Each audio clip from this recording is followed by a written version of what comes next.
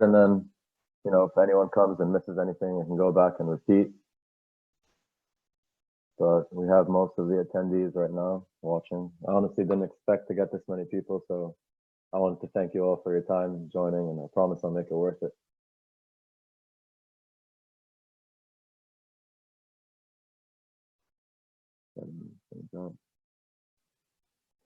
And I'm going to be recording this, so in case anyone missed it or misses something I say or has to take a bathroom break, I'm going to be sending this out to anyone who wants it. Um,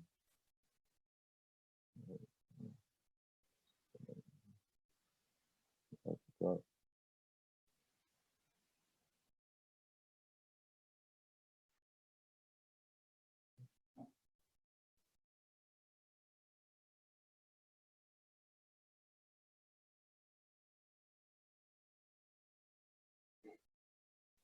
you can all see my screen, right?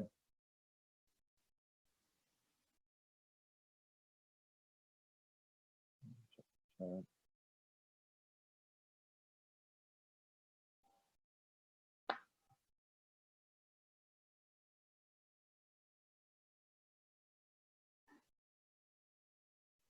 we're still getting attendees. That's why I haven't started. The number just keeps growing every second. I just don't want people to miss out. I know some people haven't used Zoom before. I want to give them a chance.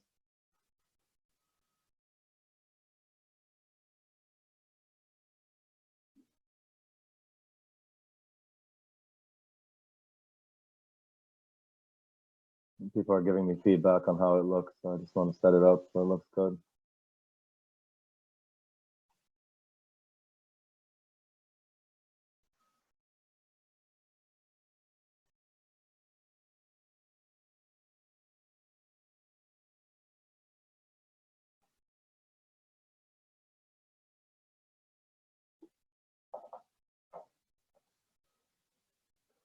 All right, let's just go ahead and get started. Thanks again for everyone for joining. I think this topic and this type of knowledge is going to be useful for honestly anything. And I can't name it as, communication because I'm not a therapist, I'm not an expert, but I think learning these types of truths, I like to call them, is going to help you in, everything in life. It's not only about dating. If you're a man, if you're a woman, like you can apply this knowledge for self-improvement as well. And I've had a lot of my students come back to me and say the same. Thanks for your time. I'm going to try to make it as worth it as possible. I'm going to be unfiltered. I don't want it to be too professional. I'll be pausing to take your questions. It's like tough to organize all this into one presentation because there's just so many thoughts and so many ideas that I may be going to like section 7 and skipping back to 1. And I'll try to stay as organized as possible. I haven't honestly prepared, but I think it's going to be better doing it authentically. And honestly, I'm surprised this is the first time I speak to this many people, so bear with me.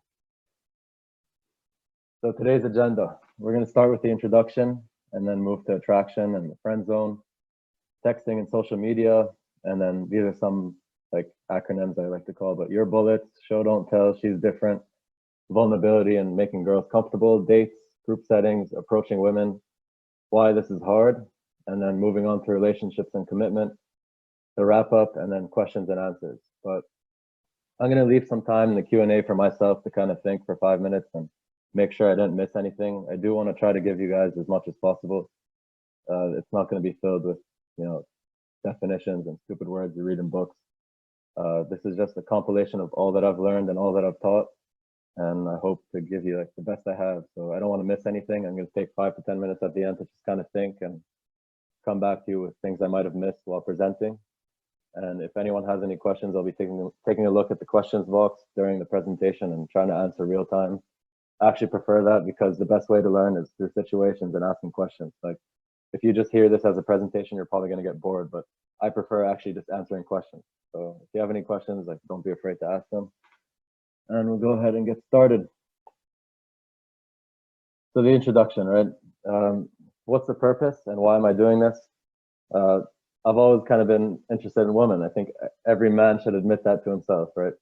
Ever since I was a kid, we all like women. We watch movies about women, the nice guy getting women, etc. And when I moved to the States, it was part of my college life. You're surrounded with women, like that's all guys talk about. And I feel like if you don't talk about it, you're being untrue to yourself, and it's not a bad thing to talk and discuss women. It's better to discuss women and learn how to attract them authentically than, you know, different fabrications that guys come up with, like getting them drunk at parties, etc. So I always wanted to learn like how it worked, right? And I wasn't always great. I wasn't always great with women. I thought like you needed a lot of money. I thought you needed a good body. I thought you needed good looks. And honestly, that's what I did. I went and I got really fit. I figured out like the hairstyle that worked for me, and I did all the typical things that guys would do that you read in self-improvement books or you watch in videos that say that you'll get women. But actually, none of that worked. Like I was fit. I was, you know, pretty good looking. Whatever, you can think I'm ugly. I don't care. But for 2 years, I still wasn't as successful, or I still wasn't where I wanted to be. And I guess through a compilation of some mentors and like different types of philosophy books and communication books, I started to slowly understand, and going on a lot of dates. I did go on a lot of dates. I started to slowly understand what women actually want. And this is what I'm going to be telling you in this presentation. I'll be teaching you like what they want on a general scale, and I'll try to give examples of situations and try to explain that situation as to why they want that. And this isn't going to be some magic pill where you like take the presentation, or you listen to the presentation, and you become some master, right? I don't really care how you use this information, and I think everyone should use it based on their own personality. If you want to use it to go hook up with a lot of women or go casually date a lot of women, that's good for you. But if you want to use it just to improve yourself or improve one type of relationship that you're in, that's also good.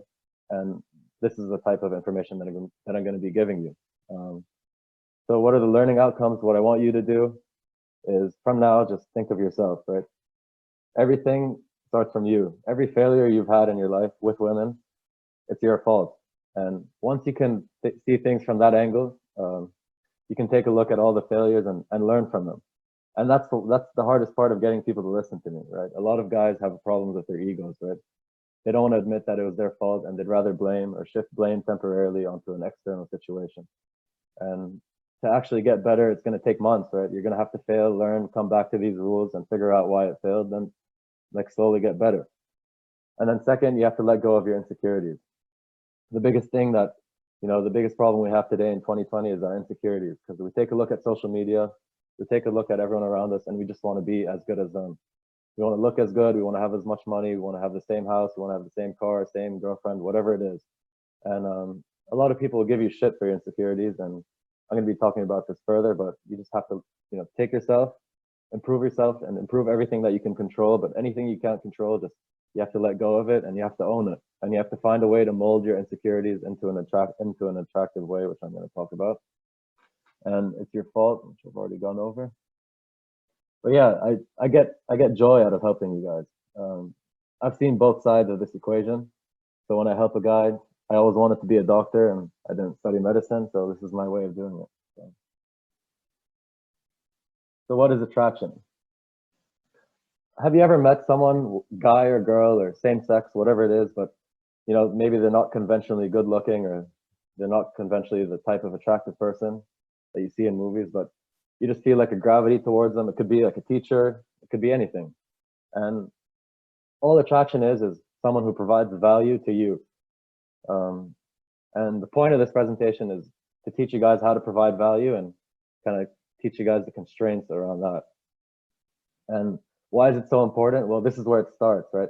In movies, you'll see that, you know, the nice guy buys women flowers, he does things for her, he helps her with her homework, or, you know, you have friends, right? You start going out as groups together, you start going to restaurants, you start going to bars, you start going to clubs, and you think like, oh, I have to do these like 1, 2, 3, 4, 5 steps, and you know, she'll be my girlfriend, or I'll go home and sleep with her.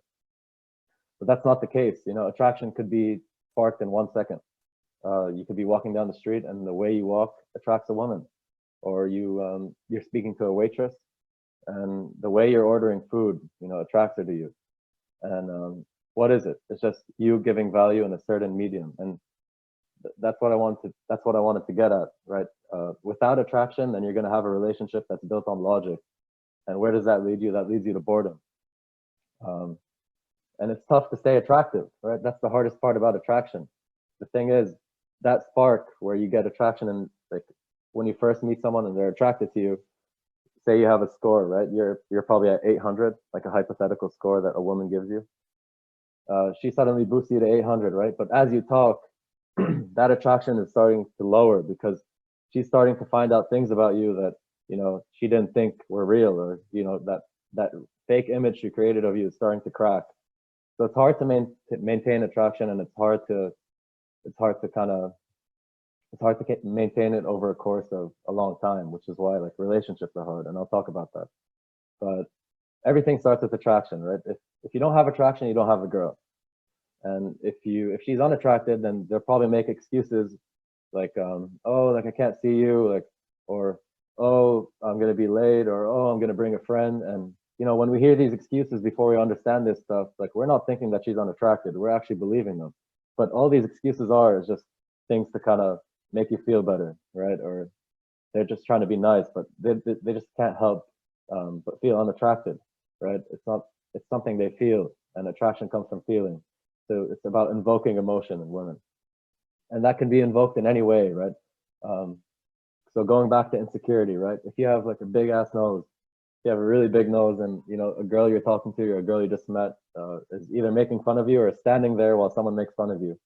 If someone makes fun of your nose and you go like, oh yeah, oh, big nose, and you just start shivering or shaking, then obviously then there's no way, then there's no percent chance that she's going to get attracted to you. But if that guy right next to you is making fun of your nose, and then you flip it back on him, or you take it in a really funny way, or you say like, oh, I have the biggest nose, like, are you jealous? Whatever it is, you just gotta like take it with humor and be confident about it. Then there's a small chance that girl's gonna like that. That's attractive in itself. Why? Because you are comfortable with yourself, and that's all women want. um, if if you deflect the answer and you don't give a shit, then it means you're confident with who you are, and it's something you can't change. And then suddenly she's not even going to be looking at your nose. She's going to be wondering like, why the hell is this guy okay with his ugly nose? Like, what is it about this guy? So that creates a mystery, and that's how attraction starts. Um, so I just have a few people texting me trying to join this. All right. So the friend zone, right? Going back to the 800 score that a woman's given you. Essentially, I may get some backlash on this, but women want someone better than them, right? And what I mean by better is subjective. And say the girl is a 600 in her head, and you're an 800 when she first meets you, then she's probably attracted to you. And that 800 score, for example, is different for every girl, and it's different in every situation. Like, there's not actually a score. I'm just using it to make things simple. But what's the point of being attracted to you, or going home and sleeping with you, or dating you if you're not better than her, right? If you're equal to her, or if she finds you boring, then you're just a friend. You could like the same show as her, you could do the same sports, you could have the same friends, but that does not take you anywhere. Like, that doesn't take you to the bedroom, that doesn't make her feel anything for you.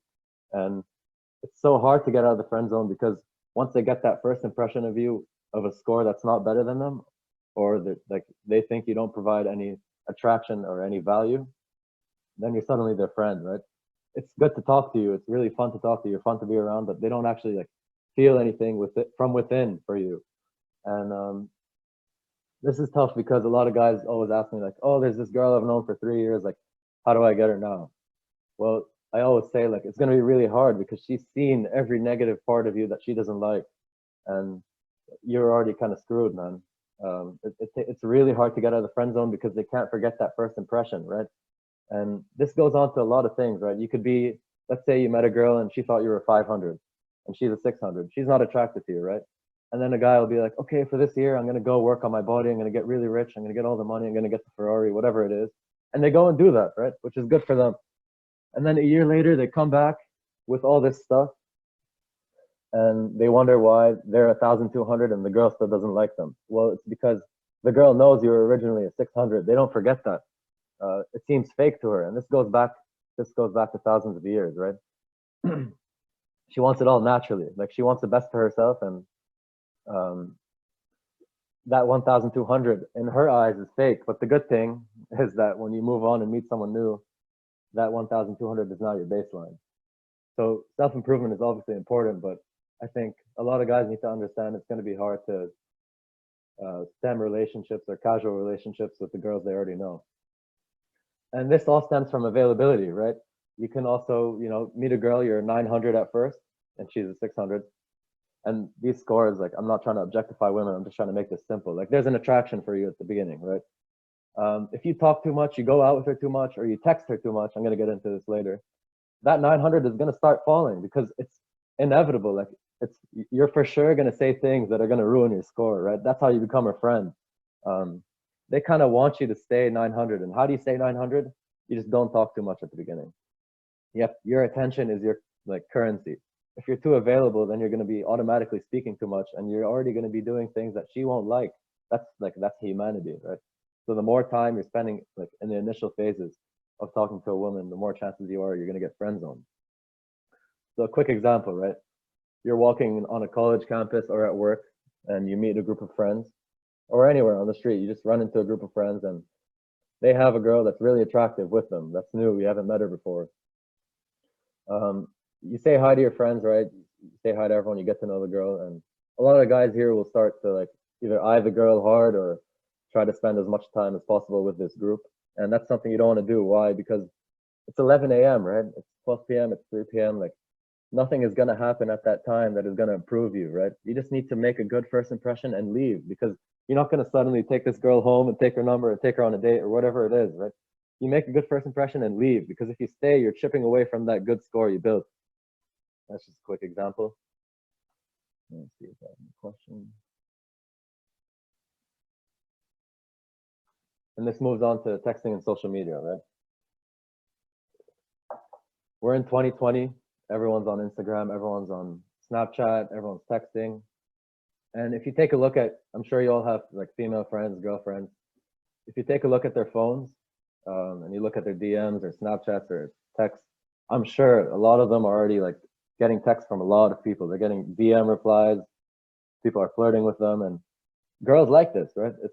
It feels good for them. But just because they like this or just because they enjoy this doesn't mean that, you know, these guys are attracting them through a screen. It just feels good and it's a good emotional boost.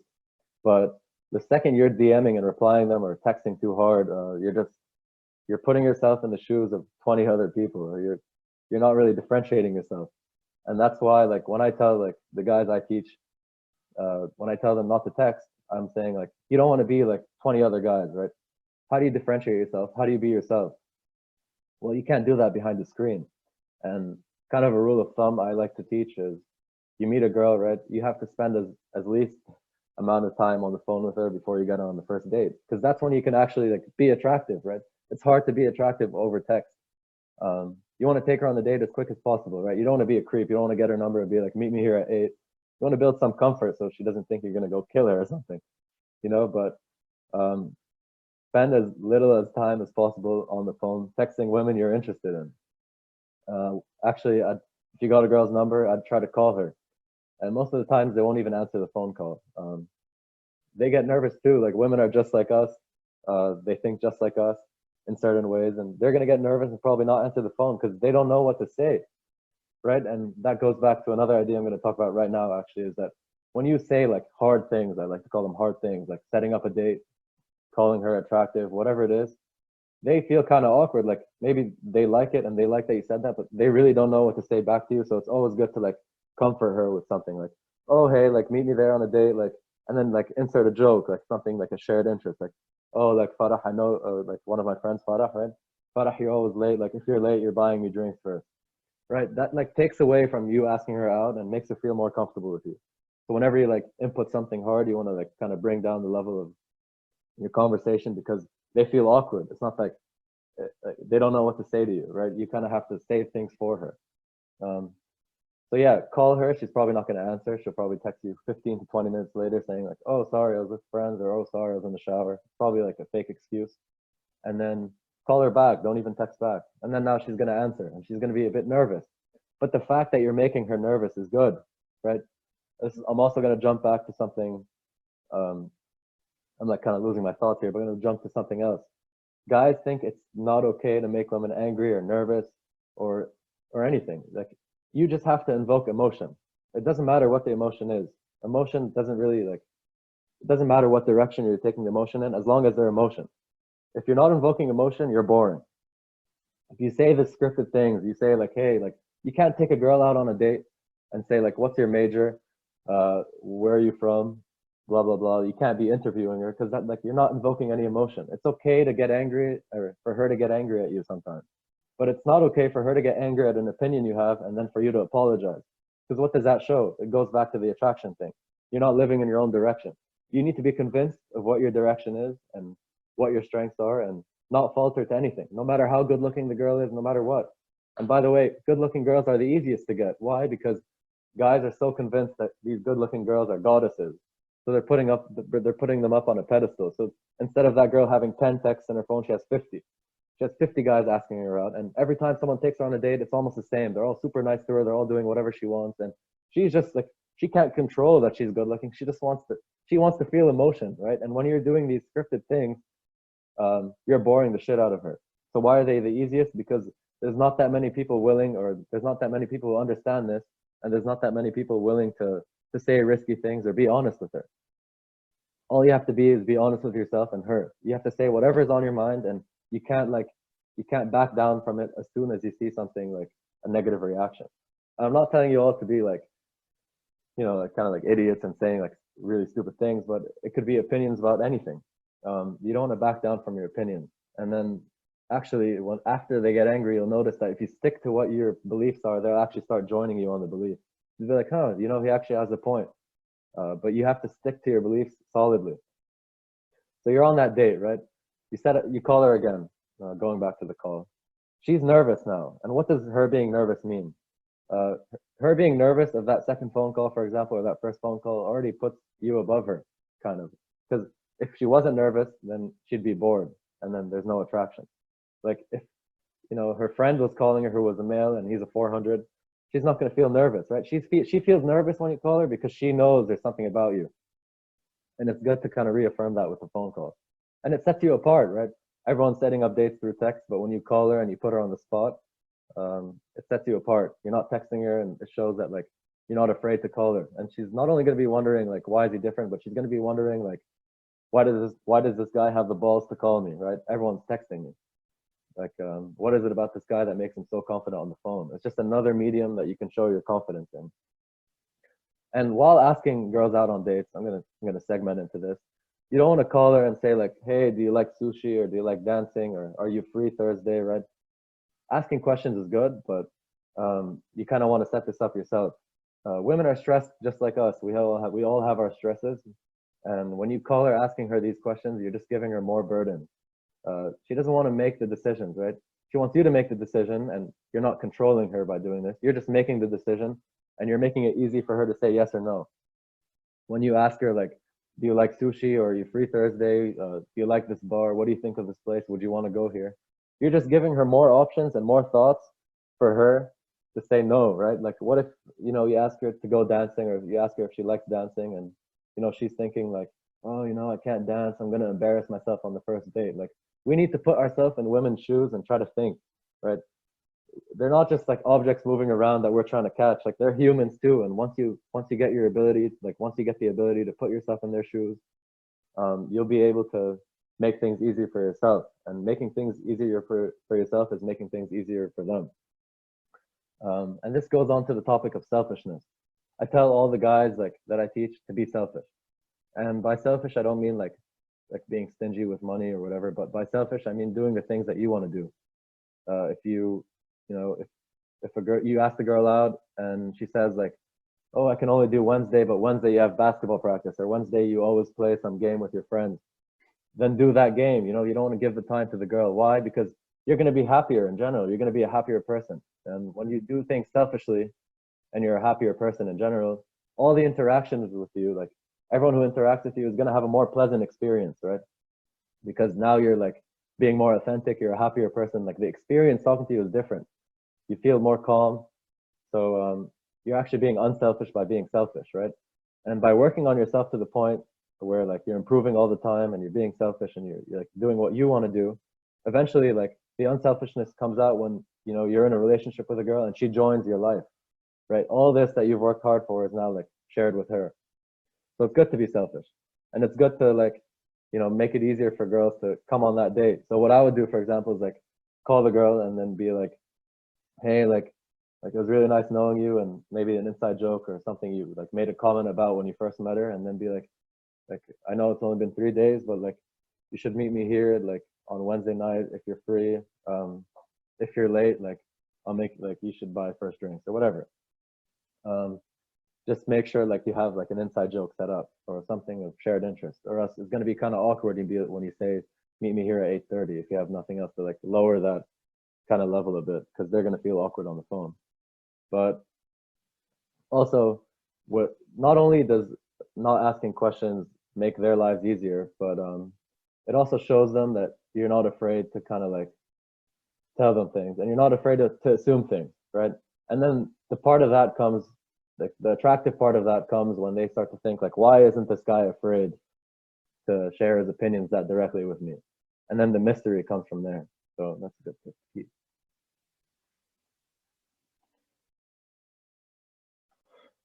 Okay, your bullets. This is something I like to talk about all the time, and I'll kind of explain what it is, right? So you all have your personalities, you all have your strengths, and I like to think of them as like you have a gun that's loaded, and you have bullets. Let's say you have 9 bullets. You have like your humor, you have your body, you have like your social status, you have your looks, whatever it is, the conventional stuff. You have the languages, you have your hobbies, you have your interests. But let's take the most extreme example for simple reasons, right? Let's say I owned a Ferrari and I was going on a first date. Like, I'm not gonna be the guy. I'm not gonna be the type of guy who goes on this first date and talks about my Ferrari. Because when you talk about that Ferrari, like, it's really not invoking any emotion in her. She can read that in a magazine. Like, she does not want to hear what you have. They want to see it, right? Um, and also, like, you could drive your Ferrari there, but I mean, all she's gonna do is she's gonna see you in a Ferrari, and from that moment on, there's kind of an expectation of how you should be. Like, she's gonna feel good, like, I'm on a date with a guy with a Ferrari, but after that, like, it's only downwards from there, right? Because you spiked her so high so early in the date that anything from that point on is gonna be kind of judged at that level. So what I would do is I'd show up in like kind of like a shittier car and keep my Ferrari in the garage, and you know, hopefully the date goes well because I'm male dating. And then when you bring her back to the house, she's gonna see your Ferrari. So now she's gonna think like, holy shit, this guy has a Ferrari, and it's gonna feel much better for her to see it, right? It's almost like a surprise. So that's number one. Number two is she's gonna see the Ferrari, and then she's gonna be like, why the hell didn't he tell me? Like, any other guy with a Ferrari would have been showing it off, trying to use his Ferrari to get me. And number three is when they see that Ferrari, they're gonna think like, holy shit, he has a Ferrari. What else does he have that he's not even showing me? So that's the most important part of the strategy. This is one aspect of like firing your bullets at the right time. And instead of firing them, you have to show them, right? You don't like telling girls anything, like telling her you can speak French, telling her you can speak multiple languages, telling her your grades, telling her your job. Like, that is not going to cause attraction in her. And that's the most important thing. Try to show as much as possible. So like, save them for good moments. Say you can speak some weird language, like some, not common language. I don't know, whatever it is. And you go to that type of restaurant one day, then speak like that to the waiter. And then she's going to be shocked. She's going to be surprised. Like, holy hell, this guy knows this language. Like, what else does he know? But also, firing your bullets can be taken in the sense like, say you're at a house party, right? And you see a really attractive girl. It's 9 p.m., right?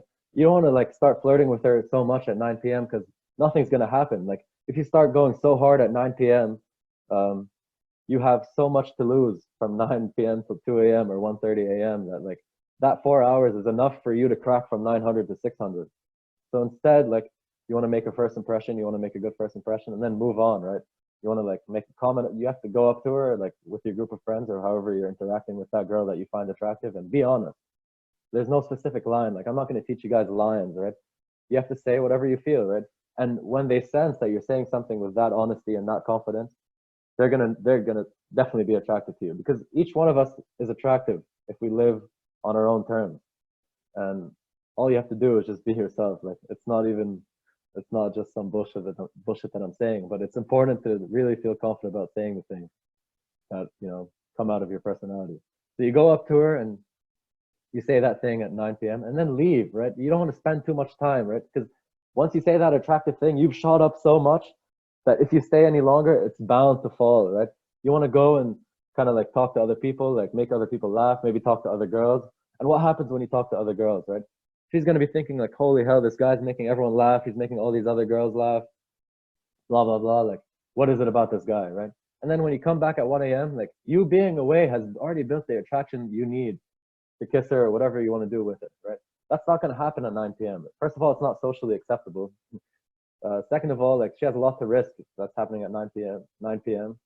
And third of all, like it's just weird, right? Like that stuff doesn't happen at 9 p.m. And you don't want to be like firing your bullets at the wrong time. You want to be firing them when they matter, at 1 a.m. or 2 a.m. Let me just check the questions here. So they're looking for someone to lead the way, and they're more attracted to someone that has a lot going on in their life. Yes, I would say that women are looking for someone to lead the way, and they're more attracted to someone that has a lot going on in their life. I wouldn't say you have to have a lot of things, but the thing going on or the things going on in your life, you have to feel passionately about. So that's how I'd answer that question. What do I mean by sharing opinions with a girl? To just be honest. Well, you don't like, obviously you have to take the situation into consideration. Like you're not going to say anything that's on your mind at that house party. But say you met that girl at the house party and she's wearing like a really weird dress. Be like, oof, like your dress is super weird. Like I've never seen anything like that. You know, that's all you have to say. Like that's already attractive because no guy, and say she's really pretty, no guy would have had the balls to say that. That's all you have to say. And then like make a joke, like you're not being an asshole. Be like, oh, like, you know, if she says something like really shocking, or usually they'll give you this like really angry look sometimes, and that's kind of like a test. They don't even know that they're testing you. But if you continue with that same personality that you came at her with, even if she's angry at that comment, she'll crack, right? Because guys will say that. This is how to filter out people who are just saying pickup lines. Guys will say that, she'll get angry, and then, you know, once she gets angry, they'll be like, oh shit, and then like kind of revert back to like some fake thing.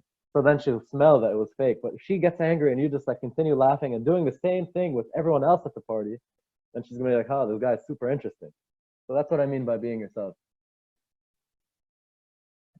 Yes, it's okay to compliment them, as long as the compliment is genuine, right? You don't want to be like, the whole point is honesty, right? If you really like her hair or you really like the shoes she's wearing, like she'll sense that the comment is coming out of like um, authenticity, right? If the compliment is honest, then say the compliment. Like I always tell guys, like I don't mean don't buy gifts ever when I say don't buy gifts to women. I say don't buy gifts to get somewhere with women. I buy gifts because like I like my girlfriend, I love her, you know, so I buy her a gift. I don't buy her a gift so she'll love me. You know, it all depends on where things are coming from. Um, but obviously, like things should always be in a kind of like a joking way or a flirty and funny way, right? You always have to have a sense of humor about things because humor puts you above everything in conversation. Humor, like to have humor means you have to understand what's going on, right? And then kind of like be above it to joke about it, right? Because if you can joke about it, then it means you already understand everything that's going on. So humor will be a good advantage when you're complimenting or like making fun of them. All right. What else do I have to talk about? Bullets. Yeah, well, bullets and dates, right? Going back to like a first date with a girl. You're not gonna take her home if you're just spending time being fake and not being yourself and not leading her.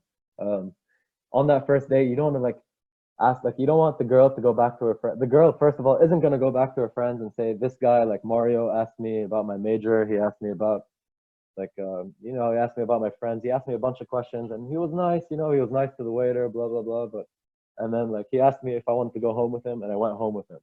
That's not gonna happen, right?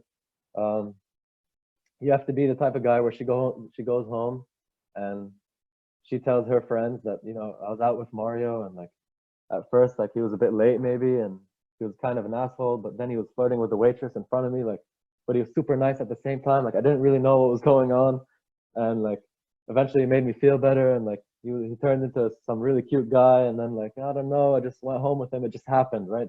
It's on you to just make it happen. And how do you make it happen? You lead throughout the date, right? You assume things about her. Like if it's the first time you meet this girl, you don't ask her like, "Are you from California?" If you think she's from California, just be like, "Oh, like you look like from someone who's from the West Coast." And what does that assumption do? It shows her that you're willing to assume something about her, and it shows that you're confident. But also, it makes the conversation less boring. She's gonna be like, either, "Oh, like you're right, I am from California," or she'll be like, "Oh no, like what the fuck? What made you think I was from California?" But that's good. Even if it's wrong, it doesn't matter. Only the only thing that matters is that you assumed it. And then like you can be like, oh, like it was just your shoes. Like don't worry about it. Don't worry about it. Like tell me what you want to drink. Like, um, no sugary drinks tonight, okay? Like only hard alcohol, whatever. Just change the subject. It's okay if your assumption is wrong. So you assume things and you lead, right? You don't want to be like sitting right in front of each other and eating, right? Because you don't have time to talk, you don't have time to do anything. You want to get a drink, you want to take a walk.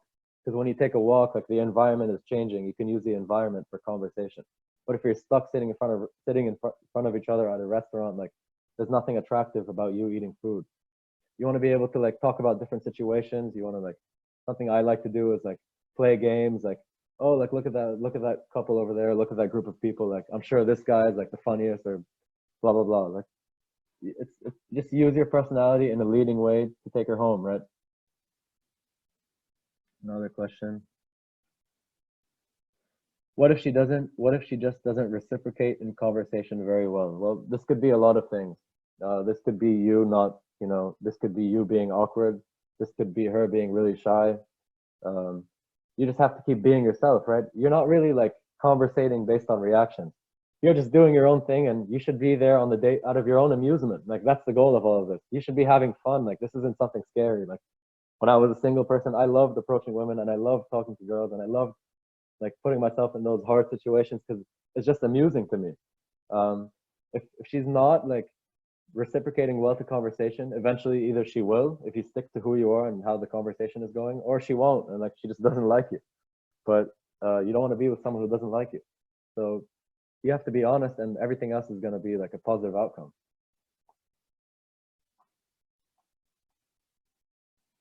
And showing, not telling, goes back to the bullets example. Hold on, another question here.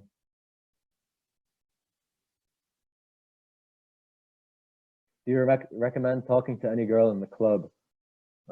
Going to the club, right? The club is loud. The club is filled with people obsessed with social status, etc. So conversation isn't going to be your best tool there.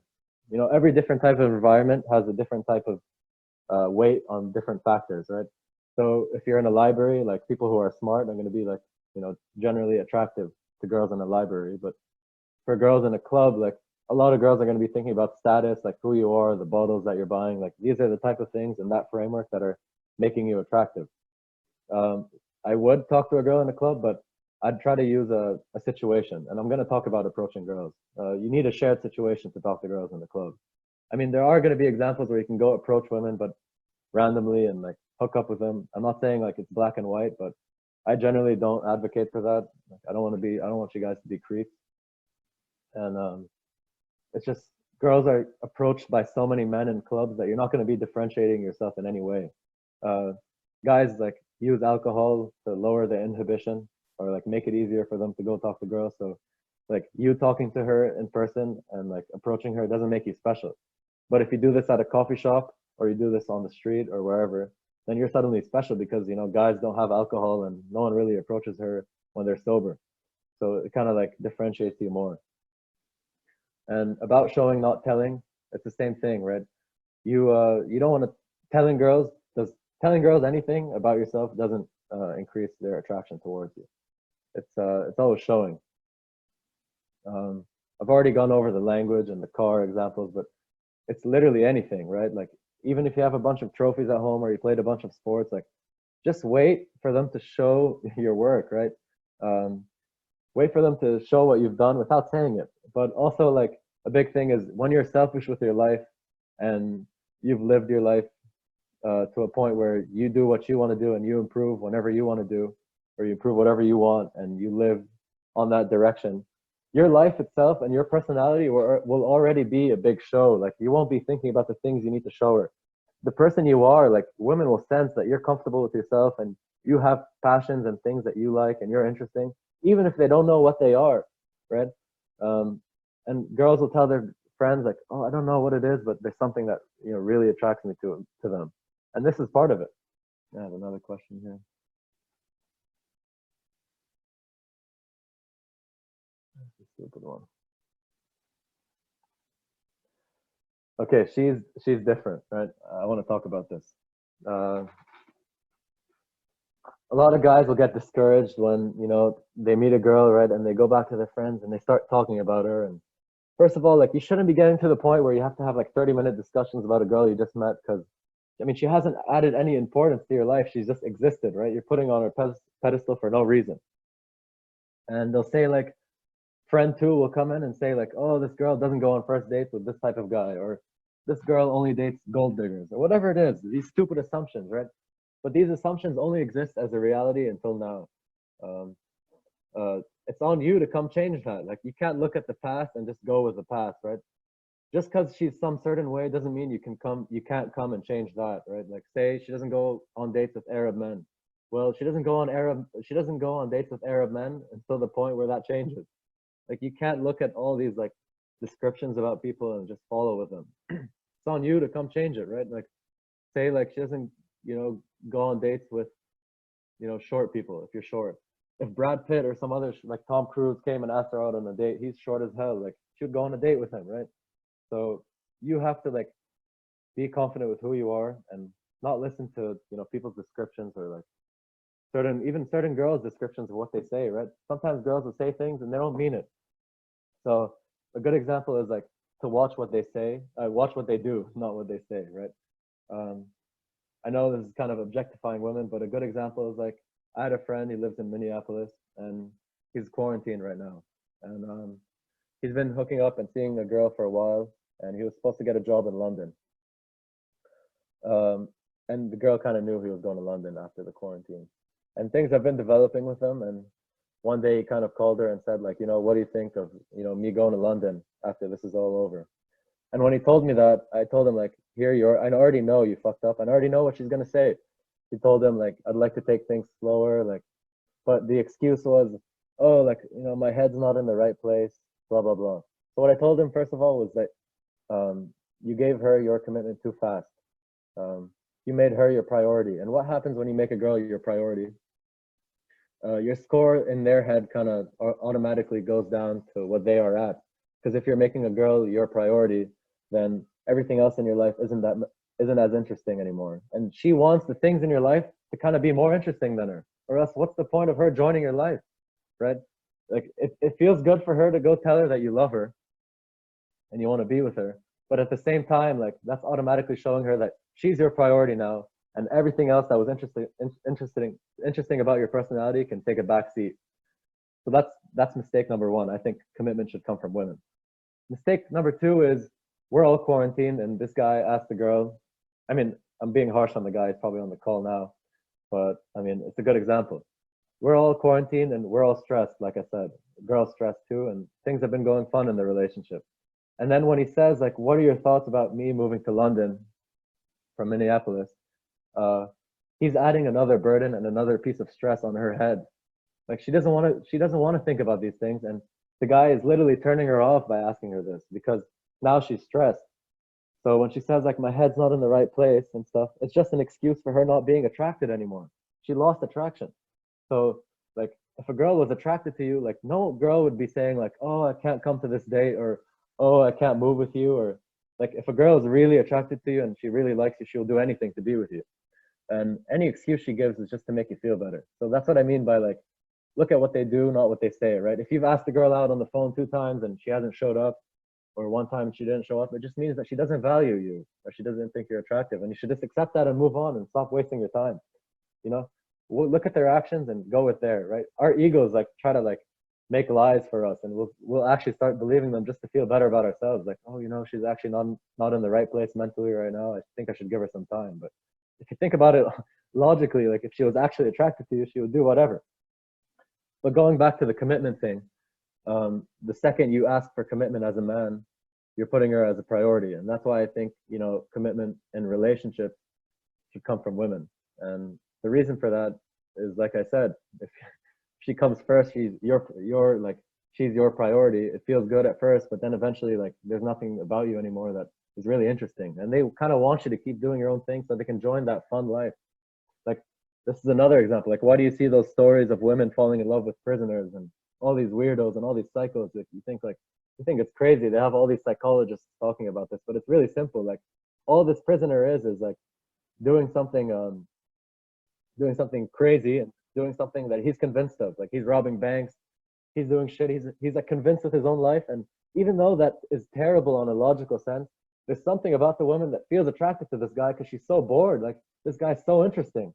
This guy's like providing emotion, like happy, sad, scary, whatever it is, and it's fun to be around. She like maybe she wants that prisoner to change and be comfortable and like be a nice guy in society, and like she marries him, and he goes and marries her and like lives by the book. But suddenly the woman will wake up one day bored with this guy because she has everything, right? He's not as exciting as he used to be, and he's just not that fun anymore. Like, he did everything she asked, but now she's kind of like left with an item that she got, and that's it. Like, that's how it feels to women. It's just like when you work so hard to get something and then you get it, and then it doesn't feel that good anymore. It's the same thing. So yes, like, give them, like, I'm not saying don't date women. It's just date women, but also like they should know that you also have your things going on in your life and you're going kind of your own way, and you'd like them to join you, but you're not going to go out of your way to ask them for their commitment. Going back to the London thing and the job, right? By asking her what she felt about long distance, blah blah blah, this guy like put a burden on her. So maybe she did like him, and maybe that she was still attracted, and maybe she did want to be with him, and it was okay that he asked her for his commitment. But now, in the quarantine and this situation, that stress is on her head now, and she doesn't want to think about those things. She doesn't want to think about all the things that can go wrong in a long distance relationship. And this moves on to another segment. Like, anything you want to do with a girl, you don't want to talk about it before, right? The best chance that this guy going on a long distance relationship with this girl that he's been hooking up with was just going to London, doing his own thing, being nice to her still, but like kind of doing his own thing and living on his own path. And I'm sure she would have been calling him while he was in London and talking to him, and still attracted to him, and possibly even flew out to see him, and then the relationship would have started. But you can't talk about it before and then go, because that gives her so much time to think about the negative things that can go wrong in this type of thing. So this framework can be used for anything, though. Say you want to do something, something sexual with the girl in your bedroom that's, maybe looked down upon or maybe a bit uneasy or whatever.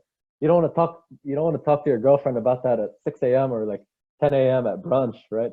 And like ask her how she feels about it, because that gives her so much time from that point on to the moment you want to do that thing to like think of all the negative scenarios that can happen in that situation, or like honestly like not even enjoy it. The best chance you have is just getting to the point and doing it then. It's like kind of like firing your bullets too early. And that's also something I missed about the bullets thing. What should I do to get out of the friend zone? I've seen relationships that started out as friendships. Listen, I'm sure there are a lot of like relationships that started out of the friend zone, but the biggest thing here is that the reason why it's so hard to get out of the friend zone is because women's first impression of you is a lower score. Not attract, like essentially their first impression of you is them not being attracted to you, and it's so hard to take that out of their head, because once you're their friend, like that's the first impression forever. It's the same thing for like, you know, girls don't care about your stories or your Instagram things about you going to the gym or you working really hard on your passion or you grinding or whatever. They don't care about that. They just want to see the results. So like if you're going to the gym, you have all this stuff, like keep it to yourself. Don't like broadcast that stuff. They only care that you have the abs, right? Because why? They want to somehow put in their head that these abs are permanent, right? Because it goes back to the oldest of times. They want the best resources for themselves. But if you show how hard you're working to get these abs, and you show how hard you're working to get money, it just shows the woman, like without even without her even thinking of it, that this is temporary, right? Because what if the gym closes? What if you injure yourself? These abs are gone, right? They just want to see the guy who kind of has the abs. So then they don't have to think that they worked hard for them, because like it's kind of like that's who he is, right? And then same thing with the friend zone. It's so hard to get out of it because that first impression of you as a friend is so hard to crack. And when it cracks, it's usually not out of attraction, right? The guy like has been her friend for 3 years and he's helped her with so many things, and the girl goes to her friends and says like, oh, like Mario's actually kind of nice, and she lists out bullet points of me to her friends, and then she dates me out of logic. And you don't want the girl to date you out of logic. You want a girl to date you because she's so crazy about you. When she dates you out of logic, it's kind of almost like pity, right? Oh well, he's been nice to me for 3 years. He's done this, he's done that. He has a good family, blah blah blah. But all these points are points of logic, right? And you should feel bad about yourself if a girl's with you out of pity and logic. You kind of want the girl to be with you like because she's crazy about you. She can't stop thinking about you, right?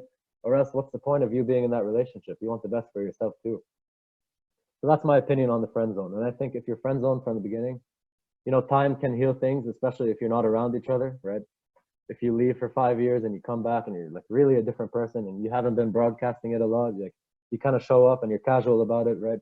And this goes into the topic of like when girls give you compliments or guys in a group setting, like talk about you and like your success and all that. You don't want to relish and you don't want to sit there and take the compliments, right? You don't want to be like, oh yeah, like yeah, man, and keep talking about the things you're doing, because that just shows that you don't get compliments a lot, right? You see this in movies all the time. All the cool people just don't talk much. But it's not that you don't have to talk much. It's just that you get the compliment and then you change the subject, because that shows women that you get it a lot, right? Oh, like Mario, you're so good with women. Then like don't even talk about it. Or like Mario, like you're really funny. Like don't sit there and be like, yeah, like I watch a lot of comedy, blah blah blah. And like, and this is a simple scale, but there's so many times you can look back and you can see where you've done things like that. You want to like not like participate and you just say thanks and change the subject.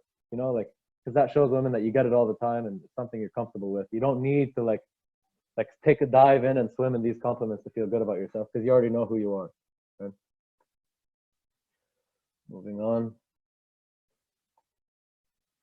Vulnerability, right? This is super important because guys mistake this as being like a wimp or whatever. But girls need to feel comfortable with you to go home with you or be your girlfriend, but not comfortable that they have you. That's the biggest discrepancy, and that's the biggest things guys get wrong, right? Need to feel they have to feel comfortable with you, or else they're not going to go home with you and they're not going to date you. How do you build comfort? Well, you be vulnerable. You don't want to tell them like a sad story about your life, or you don't want to like start crying in front of them. That doesn't mean like that's not what vulnerability means. Vulnerability means being honest, right? If something happened in your life that was bad, be honest about it, but you always kind of want to spin it in a positive way, like how you're improving it. Like, oh, like I started here, I wasn't doing so good, and like honestly, like that was the best thing to happen to me because, um, you know, I learned this, and like it's inspired me and it motivated me so much to do this. Or you're being super honest in any other way. You kind of get the point I'm saying, right? Once you're vulnerable, then you're showing them that you're being honest, and they can kind of like open up too. And I know I'm short on time, guys. Sorry, there's a lot to talk about. Um, they get comfortable with you when you're like being vulnerable. That's the only way to make them comfortable with you. But there's a difference between like having them be comfortable with having you, right? You don't want to be texting them all the time. You kind of want them to be nervous that they have you on lockdown, or else, you know, if they have you, it means that, you know, you're not on a higher score than them and there's nothing to gain from you. So they should feel really comfortable that when they're with you, but not comfortable that they have you. And that's through being honest and being vulnerable.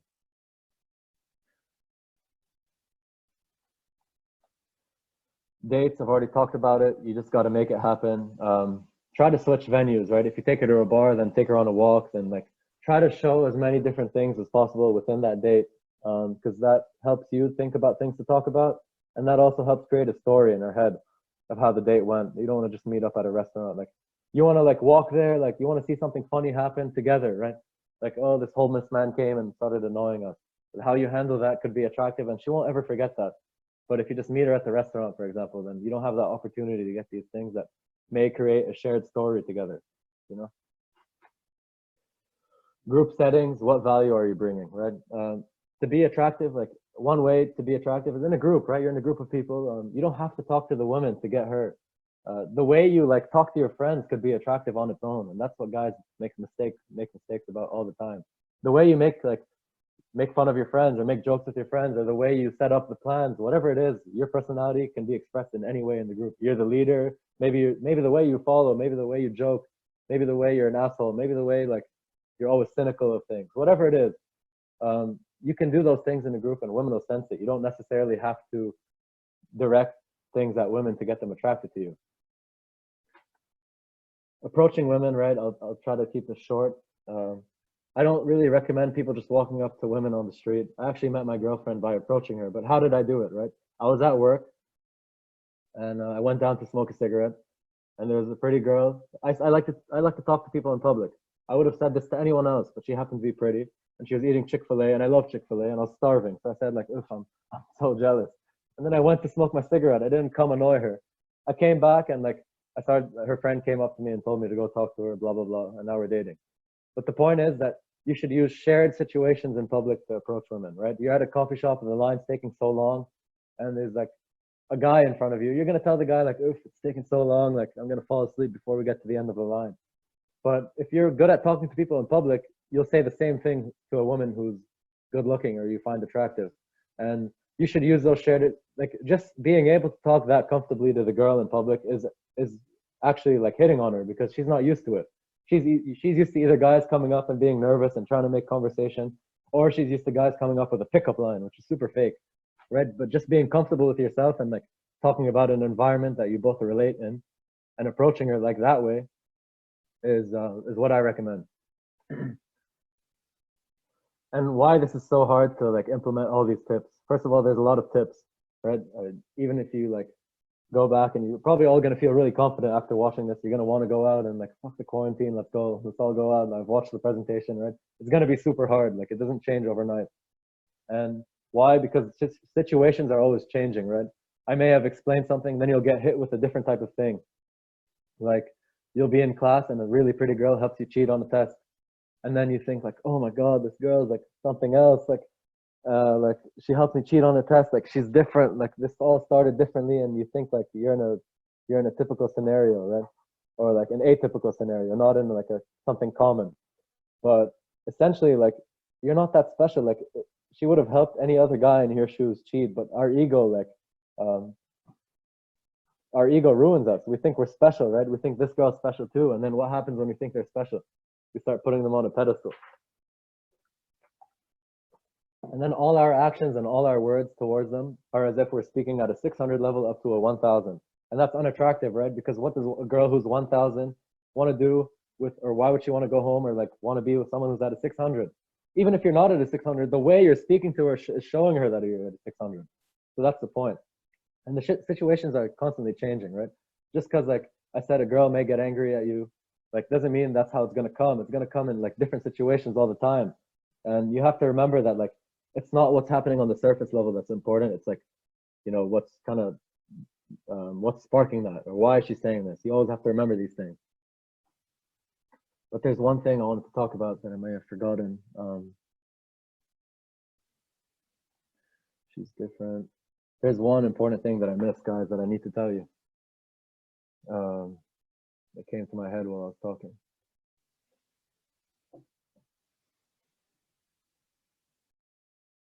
Maybe it wasn't a question.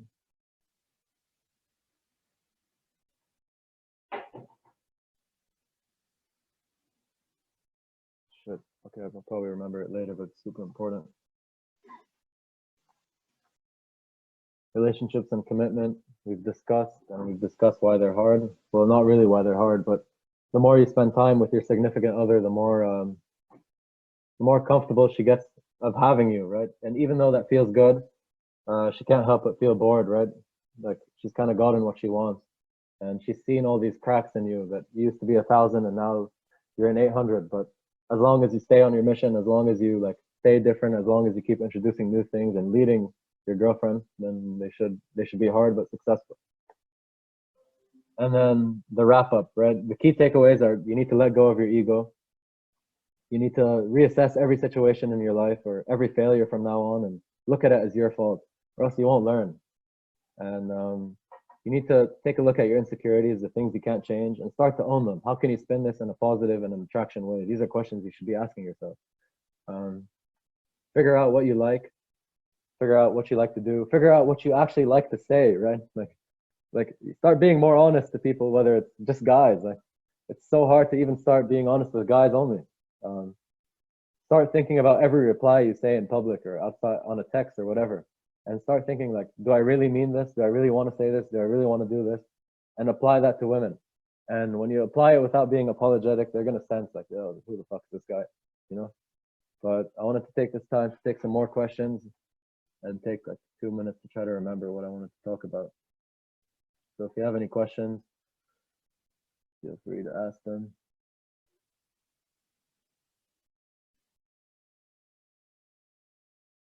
I have a question saying, do you recommend to hear yourself in your head before asking or saying something, or just let it out?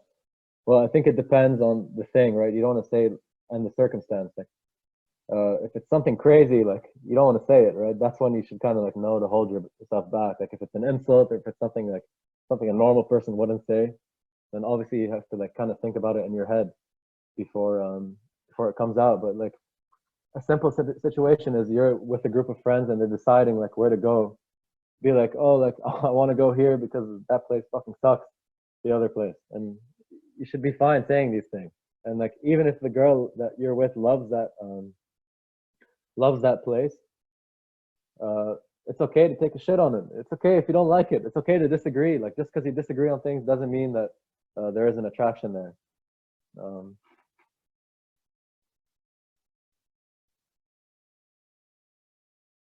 is it possible to get back a girl after emotions fizzled out and she got bored, even if it's been a long time? I would say it's possible, yeah. Not everything is black and white, especially if you've been gone for a while, right? And you know the situation you're in at that time where you think you can get her is really important. Like I don't think you're going to be able to get this girl if the emotions fizzled out and you're texting her to set up something. But if you've been away from each other and she's seen you improving through social media, etc., and you're at the bar or a club and she sees you surrounding by a lot of guys and you're making them laugh and you're having the time of your life, then yeah, you can probably get her in that situation because she doesn't have time to think about how she used to feel about you. She's just wondering like, what the hell happened to this guy? Like, I want to hook up with him, you know? And what else? Can you give examples on how to keep your girlfriend interested? Well, you should always be like keeping your life interesting because now your girlfriend is joining your life, right? But you should also be doing like different things, like going on different dates, doing different challenges together. Um, I don't like personally, like me and my girlfriend, we don't text that much, right? And that's also like a strategy we use to not get bored of each other. Like if you sit there texting all day, there's nothing left, right? We just meet up all the time. Like what's going to be so, unless something special happened, we don't really text because what's going to be so special at 9 a.m. on Saturday? Oh, this is what I wanted to talk about. Guys will come to me all the time. They use my strategies, right? And they hook up with that girl or they go out on a date with that girl and she sleeps over. Like they think they're successful. They think they're kings. But the thing is, like, it's more than likely it's not the first time that a girl has done that with them, right?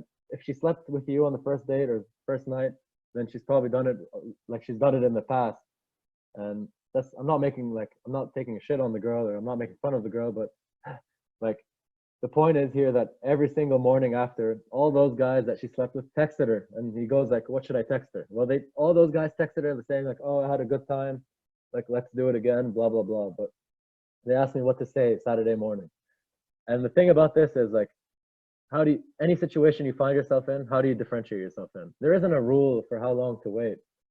The thing you should be thinking about is like, how do I differentiate myself? How do I like, it's just like a job interview. How do I make an imprint? Like, how do I make an imprint? So what I suggest is like, don't text back on Saturday. And there's no reason for you to text back in the morning on Saturday because like she's back to her stressful life. She's stressed about the things she wants to do. She's thinking about laundry. She's thinking about cleaning the house. She's thinking about how she has to work out. Like all that happened in the night before is kind of like lost for now because she has shit to take care of. So when you ask her saying like, hey, how's your night? Did you have fun at Saturday morning? Like, let's do it again. When are you free? Like, you're just making her stress and you're showing her that like she's your priority now. Where like if you wait a few days and then you call her instead of texting her and be like Saturday night was fucking good, like, and it's a Tuesday, right? Monday and Tuesday were kind of shitty of her. And like now she's been thinking of you, like, why the hell didn't he text or call me? Or Monday and Tuesday was shit. And you come in with a phone call on Monday or Tuesday afternoon or Tuesday evening, and you say like, hey, like Saturday was fucking good, like, meet me here. I want you to take my jokes again, and like, I want you to make fun of me a bit, or whatever you shared like with that girl. Meet me here at 8. Like, let's get drinks again. Like, and don't mention anything. And just go out and meet her again, and like make sure you're confident and make sure you're charming, make sure you're being different, and make sure like you're doing the same things you did the first time. You know. That was what I wanted to talk about. Guys asking about book recommendations. Well, this is interesting because like there are a lot of books on women, and the reason why I think my advice is different is because I can relate to all of you, and the books don't answer situations, right? I could write a book and sell it, and I don't want to do that because I actually enjoy helping, and the books don't help because books will like get you thinking in a certain way, and books will help just as much as this presentation. Like you're not going to become kings after this presentation because it is really hard to implement this. Like I'm not kidding. Like it takes guys years. Um, but a good book to read, for example, is Models by Mark Manson. He talks about some things I talk about in this, but it's not gonna like change your life, right?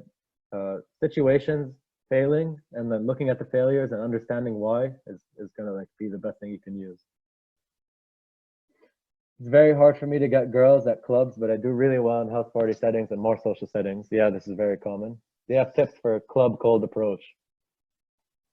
Well, the club is hard. Like I'll be honest with you guys. I'm not gonna lie. Like the club is hard to get women in. First of all, because women are all on their guard, right? They already know like so many creeps and shit are gonna come approach them. So that's why it's hard to like approach in the club. So many creeps are gonna approach them. So many guys who are using alcohol to gain confidence are gonna come approach them. And in general, like it's just girls are going to just have fun and like boost their egos. Like no girl is going to the club to like, go home with someone, and guys need to get this in their head, right? It happens, but in terms of cold approach, I think just forget it for now and just live your life. Enjoy the club. That gives you the best chance at getting girls at the club. Is just go have fun and be yourself. Um, no need for cold approach. Cold approach at the club. Too risky. How much tougher does it become to initiate conversation when she hasn't hit me back? Well, listen, if she hasn't hit you back, then uh, she's showing you, she's telling you without even talking to you that she's not interested. And for you, this should be moving on, right? You don't want to waste your time, right? Even if you do get her slightly interested after you hit her up again, etc., she's gonna remember the first time she never answered you, and she's gonna remember how you came back and talked to her. Your score is already kind of ruined, you know. Eventually, what women want is the guy that like they have to work for, right? Girls should be working for you, or else like what's the fun in it for them, right? Like they have to feel like they worked hard for something and then got it. And then even when they got it, they still like you still have to leave a little room and a little uncertainty, or else if they feel like they got it completely, then they're gonna get bored, right? You work super hard for a goal, you get the goal, then you get bored. How to build attraction during quarantine? Should we start texting, calling now, and taking advantage of the quiet time, or is it best to wait till it's over? Well, it's definitely best to wait till it's over, and I'll explain why, right?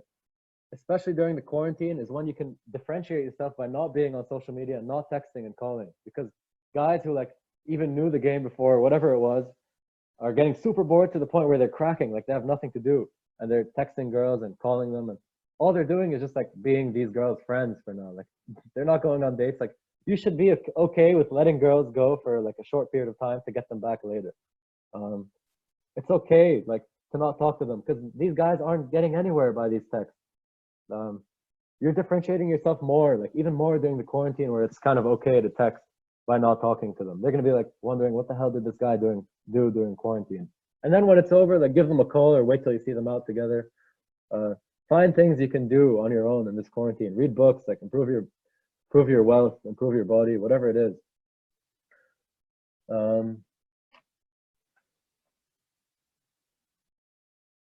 What else do we have?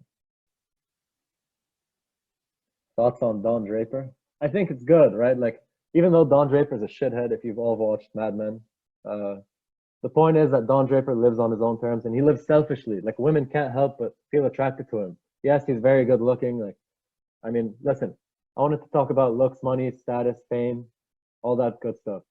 They matter, right? Like, if you're like really good looking, really like high status, celebrity, blah blah, you're gonna get a lot of women.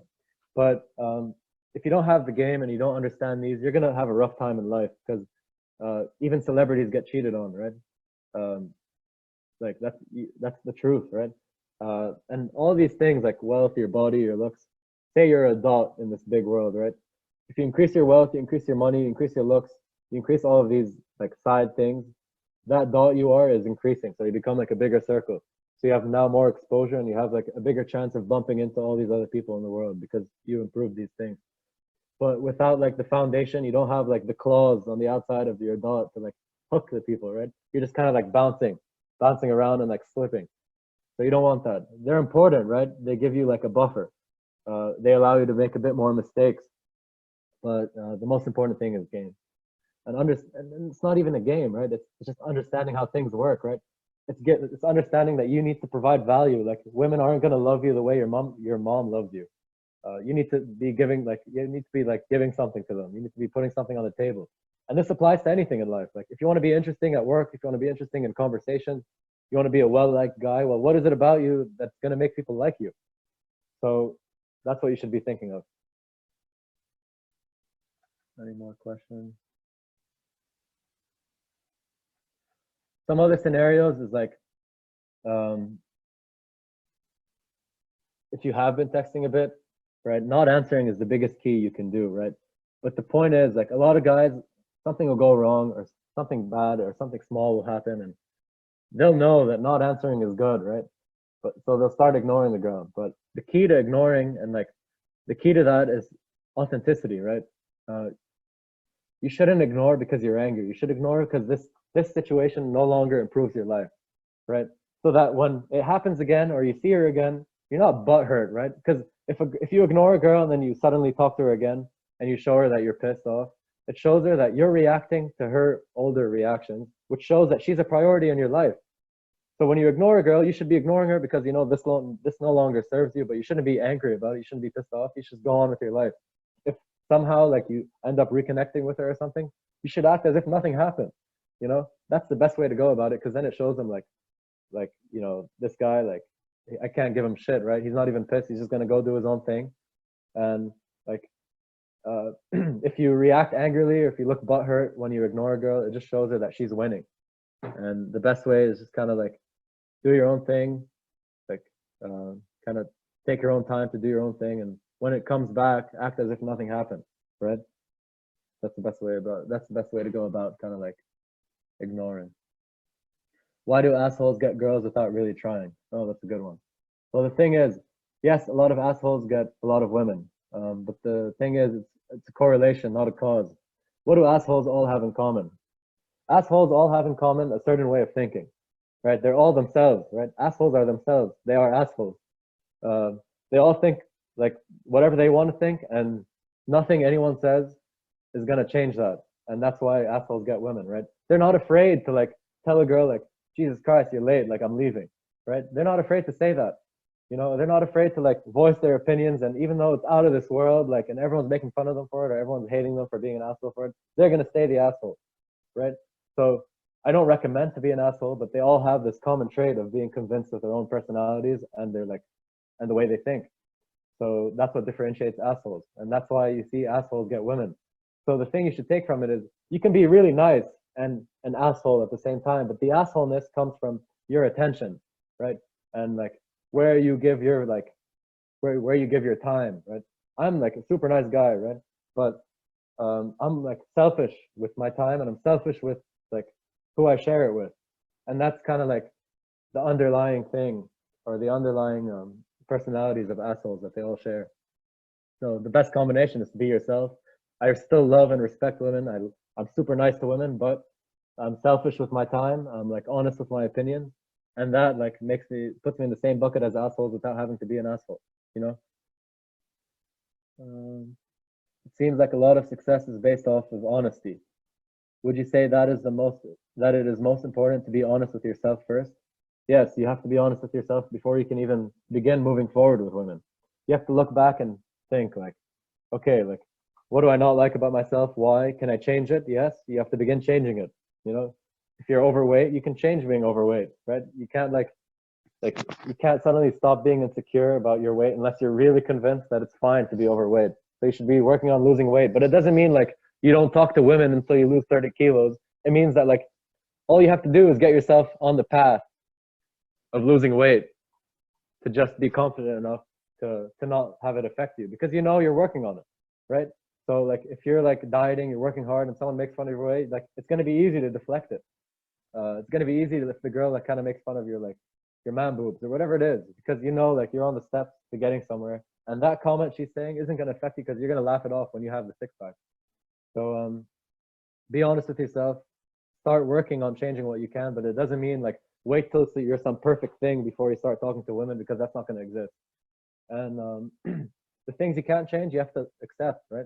Everyone has their like faults, whether it's looks, or whether it's how much money you have, whatever it is, what family you were born into, your height, all that stuff like doesn't matter. And I promise you, like women do not care about these things. All they want is to feel, and the way you feel about things is how they're going to feel. You can get to an extreme situation, right?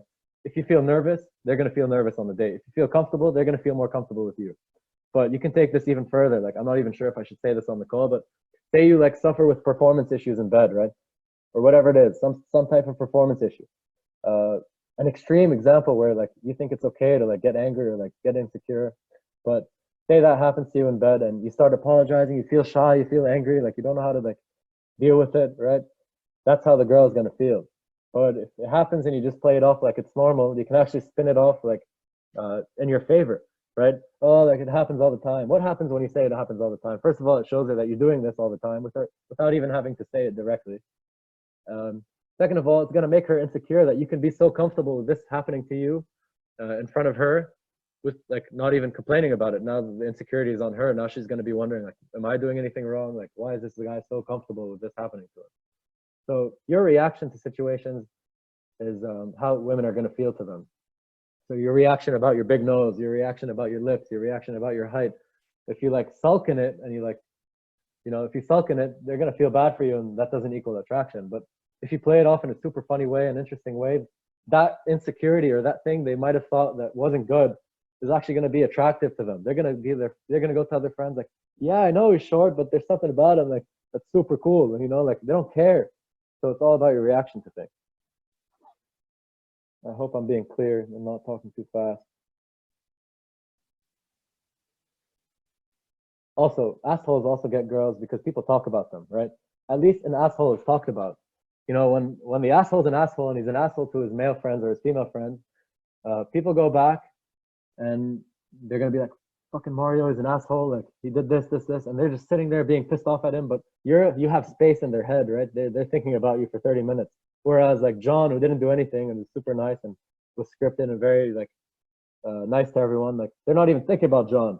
So when John's sitting there in love with this girl, like, and he doesn't know like why he can't get her, but and the asshole gets her because like they've all been talking about the asshole, right? The asshole has like this like mini famous status within the group, and that gets you women without even trying. Same thing. Like, why do you think guys with girlfriends always get more girls or have more girls interested in them? Well, first of all, uh, girls feel kind of jealous feel jealous, like they want to compete with that girl. They want to see if they can get you, right? That's first of all. Second, they want to see if they're like on par or above the girl you're dating. And this is kind of like on a basic scale, but that's the first step. The second step is once you're dating that girl, right? She's kind of vouched for you, right? Her dating you shows other women that there's something about you, and they want to find out what it is. So, or they want to find out what it is your girlfriend saw in you that's attractive. And for her to be dating you means there's things about you that are attractive. So now they're interested, without even having to take the risk of going on a first date with you or going on the blah blah blah. Like they already know you're attractive. It's kind of like a vouch. Same thing with the asshole. The vouch for the asshole is that people are talking about it. Man, I'm getting a lot of questions.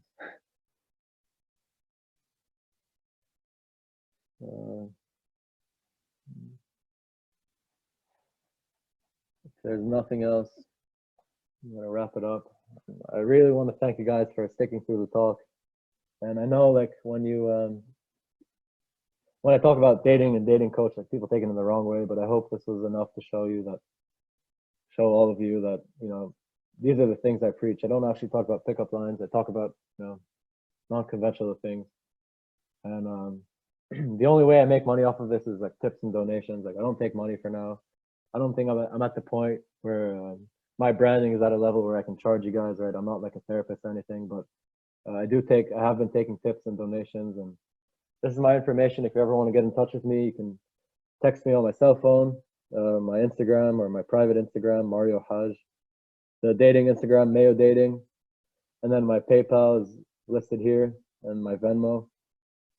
I don't differentiate anyone based on tips. I treat everyone the same, whether you have no money or you're tipping me.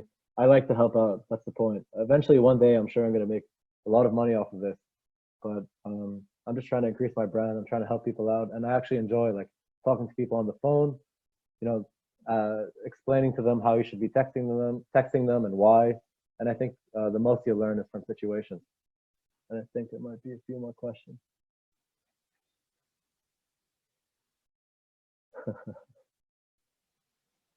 Yeah. So there's nothing else. I'll be sending this out to anyone who wants the presentation, by the way. I recorded this. So I'm gonna save it, and if you want it, just text me for it. And anything you need, I really enjoy. I don't want to. I can't stress this enough. I really enjoy calling you guys, all of you, and talking about this stuff because it's interesting to me and it's something I've mastered. Right, I've seen the cycle of mastery for this, and it's really hard. Like I'm not gonna lie. Like there's gonna be situations where you think you're so good at this, but your confidence is actually going to be coming from reactive situations, right? You're getting your confidence because you went and hooked up with 3 girls in a row, or you're getting your confidence because you got the girl you wanted. But the confidence you should have is like should be coming from within, and it shouldn't be like a reaction based on a certain situation. It should be a static, right?